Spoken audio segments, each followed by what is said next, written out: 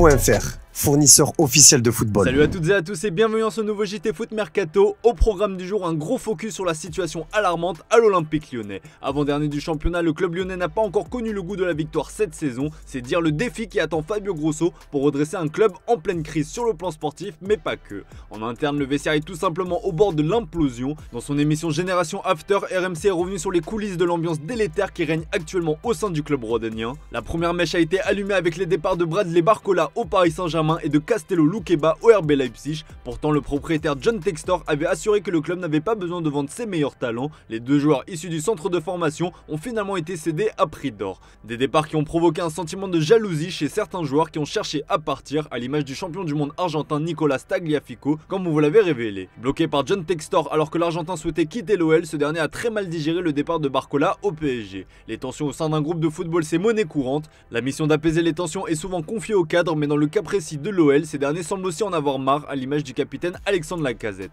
RMC explique que le général est frustré par les résultats et ce dernier se retiendrait de dire que le niveau de ses coéquipiers est insuffisant. Sa frustration pèse sur l'ambiance du groupe, d'autant que ce dernier aurait refusé une offre cet été en provenance d'Arabie Saoudite. L'autre cadre du vestiaire des Gones est Corentin Tolisso, mais son statut, le français ne le doit qu'à son expérience car depuis son retour à l'OL, ses performances sportives sont très loin du niveau rookie. Sur le terrain comme en dehors, son cas commence d'ailleurs à poser sérieusement question. Selon nos infos, certains ne comprennent pas pourquoi il enchaîne autant les titularisations et jouit d'un tel statut au vu de ses prestations. De plus, son comportement n'est pas apprécié par certains qui estiment qu'il contrôle le vestiaire avec d'autres cadres et n'accueille pas correctement les recrues qui peinent à s'intégrer avec cette ambiance pesante. Puis il y a le cas Ryan Cherki qui divise le vestiaire. L'international espoir français est la première victime de l'arrivée de Fabio Grosso qui l'a installé sur le banc face à Brest. Sauf que ces derniers temps, Cherki avait pris du poids au sein du vestiaire du haut de ses 108 matchs en professionnel. Il commence à devenir un cadre là où les autres ne souhaitent plus occuper ce rôle, sauf que son caractère en plus de ses performances ne plaît pas à tout le monde comme le signale RMC. Les relations avec certains coéquipiers sont compliquées, certains n'apprécient pas son côté chambreur à l'entraînement, à l'heure où il ne fournit pas toujours les efforts défensifs. Bref, Fabio Grosso est arrivé dans un bourbier sans nom, le coach italien va avoir du boulot pour remettre tout le monde sur le droit chemin. Tout ça nous amène à vous poser la question du jour les amis, comprenez-vous la gestion du cas Ryan Cherki? Doit-il quitter l'Olympique Lyonnais selon vous? Si oui, dans quel club le voyez-vous? Comme d'hab, on attend vos avis dans les commentaires.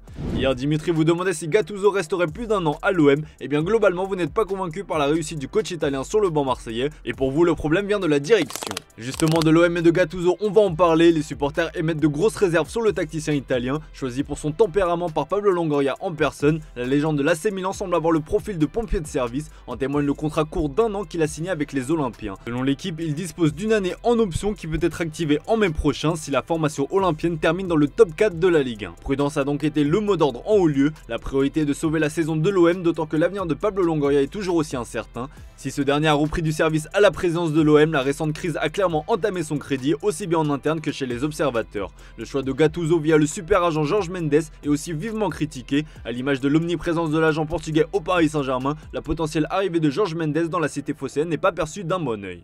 Et la transition est toute trouvée pour vous parler de Nuno Mendes qui fait lui aussi partie de l'écurie du super agent portugais. Le PSG a annoncé hier une terrible nouvelle au sujet de son latéral gauche qui sera absent pour une durée de 4 mois. Au top de sa forme, Nuno Mendes fait certainement partie des meilleurs au monde à son poste, sauf que depuis son arrivée dans la capitale française en 2021, le joueur de 21 ans a connu pas mal de soucis physiques. Victime d'une rupture du tendon de l'ischio, l'intéressé avait déjà ressenti une gêne similaire au même endroit l'an passé. Le quotidien L'équipe révèle que l'ancien du Sporting s'est déjà plaint auprès de ses proches qu'il avait été forcé de jouer la saison dernière malgré des douleurs persistantes. Un peu à l'image du cas Nordi Mukiele qui a dû précipiter son retour avant de se blesser aux ischios, la gestion du cas Nuno Mendes interroge. Dans le reste de l'actu à l'étranger, Naples s'est donné un peu d'air après sa victoire hier 4-1 face à l'Udinese.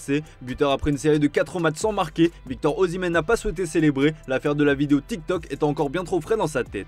Après la rencontre, son coach Rudy Garcia, avec lequel il s'était pourtant pris le bec il y a peu, a tenté de calmer le jeu. J'ai une excellente relation avec Victor depuis mon arrivée et je suis heureux parce qu'il a marqué. Il y a eu 2 jours d'arrêt en raison d'épisodes maladroits, personne ne voulait faire de mal ni avec la vidéo ni avec Victor sur les réseaux sociaux. Ce sont aussi des réactions instinctives, vous pouvez le comprendre. Sur les réseaux sociaux, il fait ce qu'il veut mais je peux vous assurer qu'il adore ce maillot, a confié le tacticien du Napoli au micro de Sky Sport. On rappelle que ce dernier a supprimé tous les posts dans lesquels on le voyait avec le maillot du Napoli. Reste à savoir comment cette épineuse affaire se terminera alors que le clan Osimhen menace d'engager des poursuites judiciaires contre son club. Et grosse surprise hier en Angleterre avec l'élimination de Manchester City dès les 16e de finale de la League Cup. Tenant du titre, les Sky Blues sont tombés face à Newcastle. Alexander Isak a notamment offert la qualification aux siens. Après la rencontre, Pep Guardiola a eu une réaction étonnante, se plaignant notamment des nombreuses blessures au sein de son groupe. Je vous laisse écouter. Do you think the target was to win the Quadruple? Honestly, it's not. We compete really good. That is what I has to my team, and we are more than satisfied to win the treble. So the Carabao Cup always play the players who never regularly play. If you go through, when you arrive semi-finals, final, after I take, okay, now I'm going to try to win it. But I don't want to waste energy in this competition in that stage. Unfortunately, we have a lot of injuries that the guys who cannot play today will play, but today play guys like no play regularly and play good minutes. And unfortunately, I should play Manu Akanji that I would like to rest. But yeah, that was the decision as always I've done. Et une bonne nouvelle pour les supporters du Real Madrid à l'heure où le club fait face à une sacrée hécatombe. Arrivé en 2021 contre un peu plus de 30 millions d'euros en provenance du Stade Rennais, Eduardo Camavinga s'est imposé au fil du temps. Élément polyvalent, le joueur de 20 ans est un joueur d'avenir et pour preuve, le journal Relevo indique que les deux parties discutent au sujet d'une prolongation. Lié au Madrilène jusqu'en juin 2027, Camavinga devrait paraffer un bail longue durée avec une belle revalorisation salariale dans les prochains jours. Tout n'est pas encore réglé entre les différentes parties, mais son agent Jonathan Barnett est attendu dans la capitale espagnole. En début de saison, Carlo Ancelotti avait confié que Camavinga évoluerait au milieu de terrain à son réel poste. Sí, bueno, así ha sido una emergencia la de Camavinga porque hemos tenido el año pasado la lesión de Ferland Mendy, entonces en este momento Ferland Mendy está muy bien, como está bien el nuevo fichaje es Fran García que nos puede aportar más en la banda izquierda. Eduardo Camavinga es un medio, un interior con mucha calidad, con mucha perspectiva futura, entonces